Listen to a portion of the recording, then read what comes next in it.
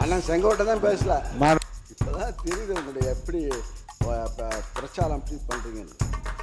இதே மாண்புமிகு சாமி அமைச்சர் இந்து சமய அமைச்சர் சாமி அவர்கள் இந்தியா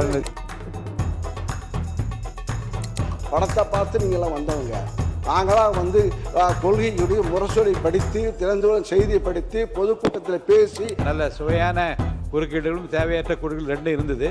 சுருக்கமா நன்றி கூறி சப்ஜெக்டிவா இல்லைங்க. அந்த டெக்னிக்கை இப்போ 10 நிமிஷம் மட்டும் தான் அண்ணன் கிட்ட கத்துக்கிட்டேன். மாண்புமிகு பேரவைத் தலைவர்களே, இதெல்லாம் தெரிஞ்சுதான் தேர்தல் அறிக்கை தயார் பண்ணணும். ஆர்பிஐ வந்து நீங்கள் பணம் இப்போ தள்ளுபடி சொல்கிற 6000 கோடியை 3 மாதத்தை நீங்கள் கட்டி ஆகணும். திரும்பி கவர்மெண்ட் ஆர்பிஐ கட்டி ஆகணும். இப்போ 20,000 கோடி இப்போ வாங்கிய கடனை தள்ளுபடி செய்கிறேன்னு சொல்லி தான் நீங்கள் வாக்குறுதி அளித்தீங்க. கொஞ்சம் என்ன பார்த்து பேசுங்க, என்ன பார்த்து சொல்லுங்க. சரி, அதனால் வந்து இப்போ வந்து தள்ளுபடி இப்போ வந்து சொல்கிறது வந்து இப்போ அது நல்லதில்லை. ஏன்னா வந்து இப்போ மாற்றத்துக்கு நல்லதில்லை.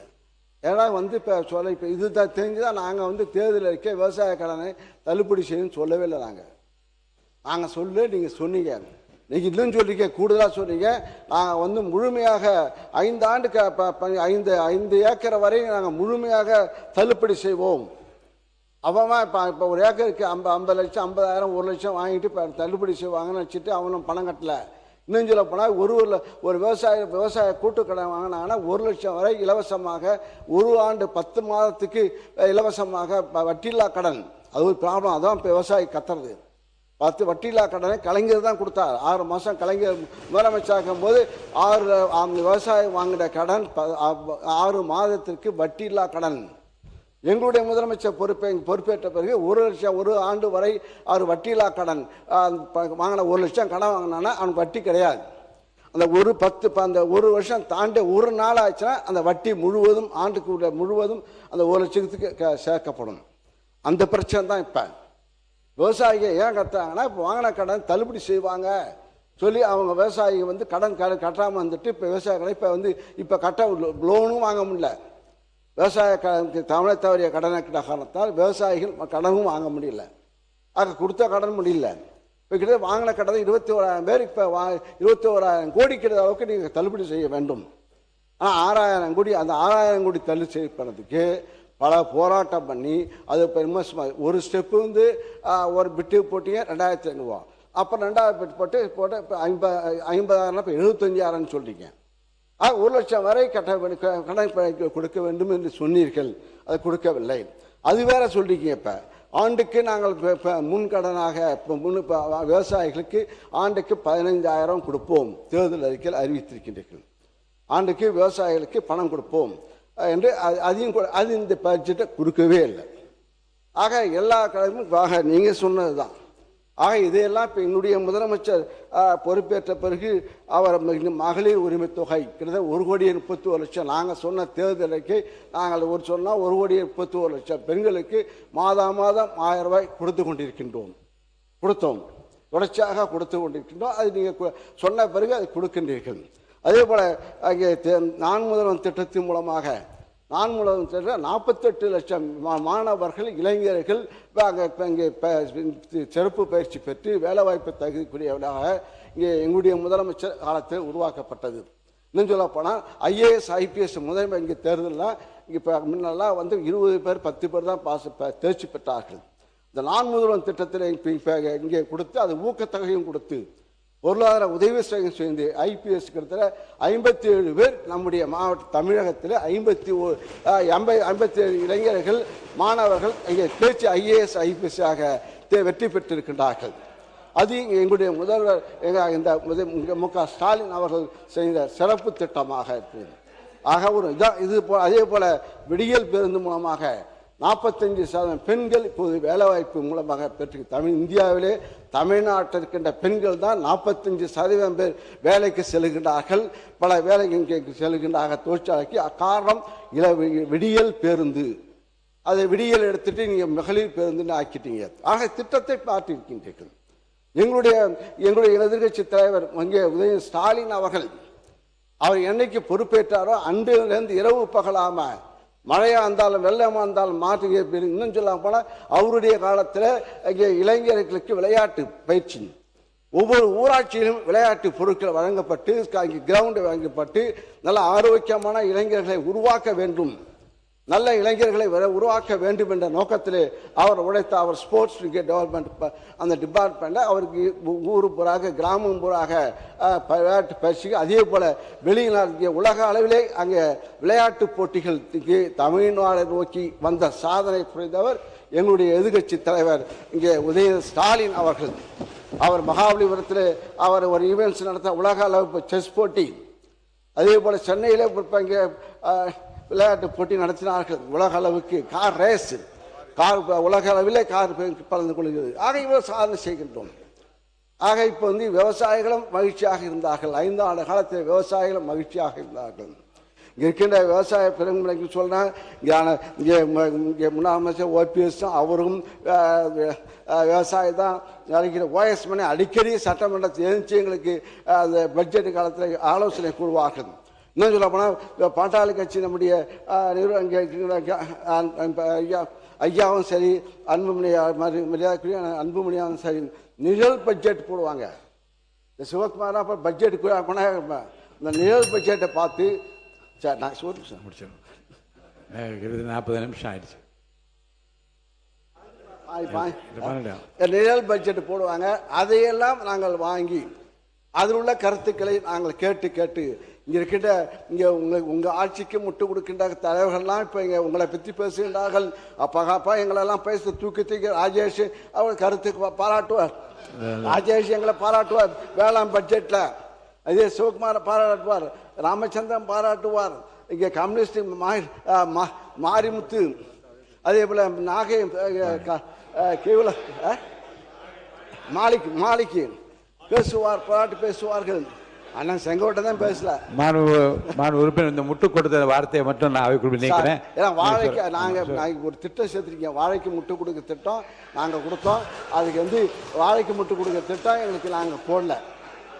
அது அந்த இப்போ அந்த திட்டத்தை அறிவிச்சிருக்கீங்க, ஹார்டிகல்ச்சர் டிபார்ட்மெண்ட்டில் கொடுக்குற திட்டம். அதுபோல் இந்த ஆட்சிக்கு முட்டு கொடுத்துக்கிறார்கள். சொல்லக்கூடாது, திரும்பி ஆட்சின்னு சொல்ல போனால் அந்த வார்த்தை வேணாம். வேறு வார்த்தை உங்களுக்கு தெரிந்தால் வேறு வார்த்தை தெரிந்தால் வேறு வார்த்தை சொல்லுங்க. நீங்க சார் மாண்புமிகு அறநிலைத்துறை அமைச்சர் சார், மாண்புமிகு பேரவை தலைவர் அவர்களே, மாண்புமிகு உறுப்பினர் அவர்கள் எவ்வளவு அழகாக ஒரு திரைக்கதையை தயார் பண்ணுவாருன்னு நான் இன்னைக்கு தான் தெரிஞ்சுக்கிட்டேன். அழகான திரைக்கதையெல்லாம் பேசிக்கிட்டு இருந்தார். அதுவும் விவசாயிகள் மகிழ்ச்சியாக வாழ்ந்தார்கள் 5 ஆண்டுகளில் போகிற போக்கில் ஒரு திரைக்கதை வசனம் ஒன்று சொன்னார். போன ஆட்சியிலலாம் நீங்கள் பார்த்தீங்கன்னா பல இடங்களில் விவசாயிகள் 309 கோடிக்கு நீங்கள் நெல் சேமிப்பு கிடங்கள் அமைப்பீங்கன்னு சொன்னீங்களே, என்ன ஆச்சுன்னு பல இடங்களில் கேட்டுக்கிட்டு இருந்தாங்க. தஞ்சாவூர்லேயே அன்னைக்கிட்டலாம் கேட்டிருப்பாங்கன்னு நினைக்கிறேன். அப்போ அதெல்லாம் என்ன ஆச்சுன்றதை பற்றி சொல்லுங்க. வாகன போக்குவரத்து இருக்கு பார்த்தீங்களா, அந்த கொள்முதல் செய்துவிட்டு வாகன போக்குவரத்து செய்யக்கூடிய பல்வேறு முறைகேடுகள் நடந்ததாக விவசாயிகள்லாம் போராட்டம் பண்ணாங்க. அதெல்லாம் அண்ணன் கண்ணுக்கு வரவே இல்லையா என்னன்னு தெரியல. கரும்புக்கு ஒரு விலை நிர்ணயம் செய்துவிட்டு, கரும்புக்கு ஒரு விலை நிர்ணயம் அரசாங்கம் செஞ்சா அந்த விலைக்கு கீழே இன்னொரு விலையை அதிகாரிகள் நிர்ணயம் செய்து கருது கொள்முதல் செய்ததாகலாம் அன்னைக்கு விவசாயிகள் போராடினாங்க, பிரச்சனை பண்ணாங்க. அதையும் அண்ணன் மறந்துட்டாரு போல. இப்படி ஐயா விவசாயிகள் சொன்னதான் சொல்றேன், இப்படி எல்லாம் நடந்துகிட்டு இருந்துச்சு. இதுல அண்ணா அழகா சொன்னார், யார் யாரெல்லாம் விவசாயிகள்னு சொன்னாரு. அதுல ஒரு முக்கியமான விவசாயி அண்ணன் மறந்துட்டார். எல்லாரும் விவசாயிகள் அண்ணன் ஒவ்வொருத்தரை பத்தியும் சொல்லும் போது ஒரு முக்கியமான விவசாயியை மறந்துட்டாரு. கரும்பு தோட்டத்துக்குள்ள கான்கிரீட் போட்டு நடந்த விவசாயியை பத்தி அண்ணன் சொல்ல மறந்துட்டாரு. அப்ப இவங்க சொல்ற கதையெல்லாம் எப்படி இருக்குதுன்னா, சர்க்கரையை எறும்பு தின்னுருச்சு, சாக்க கரையான் தின்றுச்சுன்னு சொல்ற மாதிரி இருக்குது ஒரு கதையெல்லாம். மாண்புமிகு உறுப்பினர், நேற்று நடந்த ஒரு முக்கிய விவாதத்தினுடைய குறிப்புகளெல்லாம் நான் ஆய்வு செய்தேன்.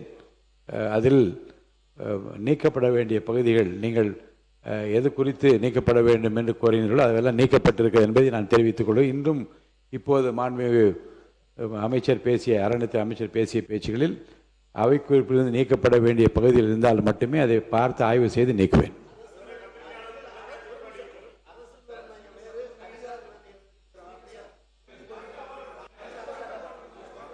சொல்லுங்க மான் உறுப்பினர் சக்கரபாணி. சரி அண்ணா ஒரு எடுத்துறேன், பார்க்குறேன், கண்டிப்பாக பார்த்துறேன். மாண்புமிகு பேரவைத் தலைவர் அவர்களே, மாண்புமிகு இந்து சமய அறநிலையத்துறை அமைச்சர் அவர்கள் சென்ற ஆட்சியில் நெல் சேமிப்பு கிடங்கு எங்கும் கட்டவில்லை என்று ஒரு தவறான தகவலை சபையிலே பதிவு செய்தார்.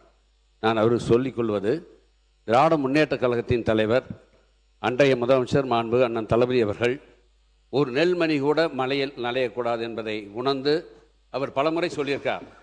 ஒரு முறை தொலைக்காட்சியில் நெல்களெல்லாம் நலைவதை பார்த்துவிட்டு என்னையும் அன்றைக்கு வேளாண் உழவு நலத்துறை அமைச்சர் அவர்களையும் உடனே இல்லத்திற்கு வர சொல்லி, இனிமேல் தமிழ்நாட்டிலே எங்கேயும் நெல் நலையக்கூடாது, நாளைக்கே தலைமைச் செயலாளரை அழைத்து தமிழ்நாடு முழுவதும் இருக்கின்ற மாவட்ட ஆட்சித்தலைவரோடு ஆய்வுக் கூட்டத்தை நடத்துங்கள் என்று சொல்லி, அதன் அடிப்படையிலே திராவிட முன்னேற்ற கழக ஆட்சிக்கு வந்த பின்பு 18 மாவட்டங்களில் சுமார் 54 இடங்களில் 7.33 லட்சம் மெட்ரிக் டன், சுமார் 383 நவீன சேமிப்பு தளங்கள், சுமார் 825 கோடி 79 லட்சம் ரூபாயில அமைக்கப்பட்டு அதில் 331 கோடி அளவிலே 4.03 லட்சம் மெட்ரிக் டன் கொள்ளளவு கொண்ட 253 சேமிப்பு தளங்கள் அன்றைய முதலமைச்சர் அவர்களால் திறந்து பயன்பாட்டுக்கு கொண்டு வரப்பட்டது. அதோட மீதமுள்ள 3.30 லட்சம் மெட்ரிக் டன் கொள்ளளவு கொண்ட 130 சேமிப்பு தளங்கள், சுமார் 494 கோடியே 71 லட்சம் ரூபாயிலே இப்பொழுது பணிகள் நடைபெற்று வருகிறது. அதை விரைவில் முதலமைச்சர் அவர்கள் திறந்து வைக்க இருக்கிறார்கள். எனவே திராவிட முன்னேற்ற கழக ஆட்சியிலே நெல் சேமிப்பு தளங்கள் நிறைய கட்டப்பட்டிருக்கிறது. குறிப்பாக நீ தஞ்சாவூர் போக, நடுவூர் என்ற இடத்துல 1 லட்சம் மெட்ரிக் டன் கொள்ளளவு கொண்ட பெரிய சேமிப்பு கிடங்கு, 1 லட்சம் மெட்ரிக் டன்னை நெல்லை சேமித்து வைப்பதற்காக பல இடங்களில் டெல்டா மாவட்டமும் சரி, டெல்டா அல்லாத மாவட்டங்களில் நெல் சேமிப்பு தளங்கள் கட்டப்பட்டு வருகிறது. சென்ற வேளாண் உழவு நலத்துறை மானிய கோரிக்கையில நெல் எந்தெந்த இத்தனை கோடி ரூபாய், சுமார் 394 கோடி ரூபாய் நெல் சேமிப்பு தளங்கள் கட்டப்படும், அதற்காக நிதி ஒதுக்கப்படும் என்று எந்தெந்த மாவட்டங்களில் எந்தெந்த இடங்களில் கட்டப்படும் என்று அறிவிக்கப்பட்டிருக்கிறது.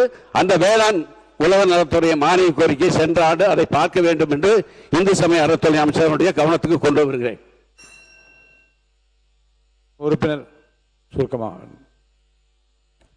மாண்புமிகு பேரவைத் தலைவர்களே, இப்போதான் தெரியுது உங்களுடைய எப்படி பிரச்சாரம் எப்படி பண்ணுறீங்கன்னு.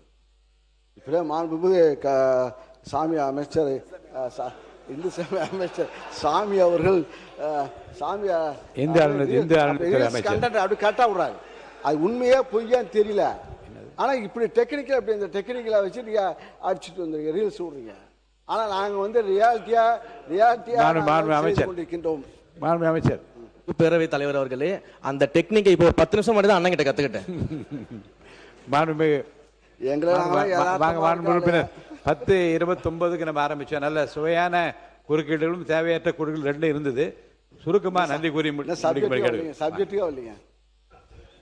ஆக இப்போ வந்து ஏன்னா வந்து இப்போ சேமிப்பு கிடங்குகளை பொறுத்தவரையில் இப்போ வந்து இன்னைக்கு நேற்றையோட பாட்டாளி மக்கள் கட்சி தலைவர் அன்புமணி ராமதாஸ் அவர்கள் அறிக்கை விட்டிருக்கார். 10 லட்சம் காவேரி டெல்டா பகுதியிலே நெல் மூட்டைகள் தேங்கி இருக்கிறது, 10 லட்சம் மூட்டைகள் அங்கே இருக்கிறது, வெகு விரைவில் மழை இருக்கிறது, எல்லாம் ஓப்பன் குடோனில் அடுக்கி இருக்கிறது, அங்கே நெல் ஒவ்வொரு பர்ச்சேஸ் சென்டர்லையும் நெல் இருக்கிறது. ஆக கடந்த ஆட்சியில் அங்கே இருக்கும்போது நானும் சக்கரபாணி அவர்களும் அந்த ஸ்பாட்டுக்கு போனோம். எங்களுடைய துணை முதலமைச்சர் இந்த மரியாதைக்குரிய எதிர்கட்சி தலைவர் அவர் ஆய்வு திடீர் நாங்கள் தஞ்சை சென்று இரவு நாங்கள் அங்கே போய் உடனே கேள்விப்பட்ட மழை அடாத மழை வந்தபோது நாங்கள் வேகனில் அனுப்பி வச்சோம். உடனே கூட திடீர்னு மழை வந்த காரணத்தால் அப்பொழுது துணை முதலமைச்சர் அந்த மரியாதைக்குரிய எதிர்கட்சி தலைவர் அவர்கள் தஞ்சை சென்று அங்கே ஆய்வு செய்து உடனுக்குடன் மாற்று ஏற்பாடு செய்து அந்த மூட்டைகளை உடனுக்குடன் நாங்கள் மாற்றி அமைத்து வைத்தோம். அத்தகைய ஒரு ஆக்டிங் கிடையாது, ஆக்ஷனாக நாங்கள் செய்து கொண்டிருக்கின்றோம். ஆக அந்த அளவுக்கு உணர்வுபூர்வமாக நாங்கள் பணியாற்றி கொண்டிருக்கின்றோம். நாங்கள் இன்னும் சொல்லப்போனால் உங்கள் பக்கம் இங்கே இருக்கிறதெல்லாம் படத்தை பார்த்து நீங்கள்லாம் வந்தவங்க. நாங்களாக வந்து கொள்கையுடைய முரசொலி படித்து திறந்துள்ள செய்தியை படித்து பொதுக்கூட்டத்தில் பேசி இந்த பக்கம் உள்ளவங்க அண்ணா திமுக இருந்தாலும் சரி திமுக இருந்தாலும் சரி பேசி நாங்கள் வந்தவர்கள். ஆக அந்த மக்களுடைய தெரியும். அந்த அடிப்படையில் தான் நாங்கள் உணர்வுக்கு ஒன்றொன்றாக எங்களுடைய முதலமைச்சராக இருந்த தலைவர் ஸ்டாலின் அவர்கள் எங்களை பணியாற்ற வைத்தார்கள். மக்களும் அங்கே மகிழ்ச்சியாக இருந்தார்கள். விவசாயிகள் போராட்டம் இல்லாமலே வாழ்ந்தார்கள். ஆக அத்தகைய நாங்கள் பட்ஜெட் போட்டு மக்களுடைய கருத்துக்களை வாங்கி நாங்கள் பட்ஜெட்டாக அறிவித்தோம்.